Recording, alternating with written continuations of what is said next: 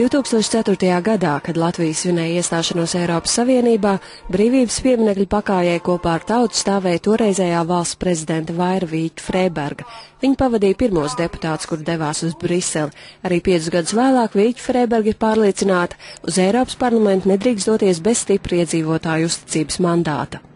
Ir pārāk viegli teikt, ka dzīve ir sarežģīta un man tur nav personīgi tik liela vara, lai kaut ko mainītu, tādēļ atmetīšu visam ar roku un lai nu citi rosās. Bet, lūk, tā ir, tie citi rosīsies tavā vietā, ja tu pats nedarīsi, savus intereses neaizstāvēs, daba tukšumu nemīl, tur nāks kāds cits vietā.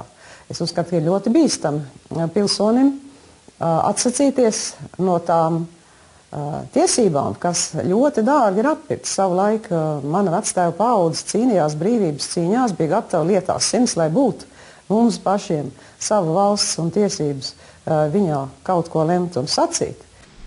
Tāpat esot svarīgi, lai deputāti būtu pietiekoši aktīvi, tādi, kurus varētu saklausīt. Latviešiem jāatrod draugi lielajā Briseles mājā. Mūsu politiskā sistēma par to nav pietiekami domājusi, par to, ja nu viņi reiz ir ievēlēti, ar ko viņi sadarbosies, jo tikai tā viņi var, es domāju, tikt šajā parlamentā, meklējot un atrodot sev domu biedrus, sabiedrotos un viņus iepazīstinot ar Latvijas īpašiem apstākļiem un ar mūsu īpašām vajadzībām un interesēm. Taču iedzīvotāji ir tie, kuri savu izvēli izdara pirmie. No viņiem arī atkarīgs, vai Latvija spēs aizstāvēt viņu pašu intereses Eiropā.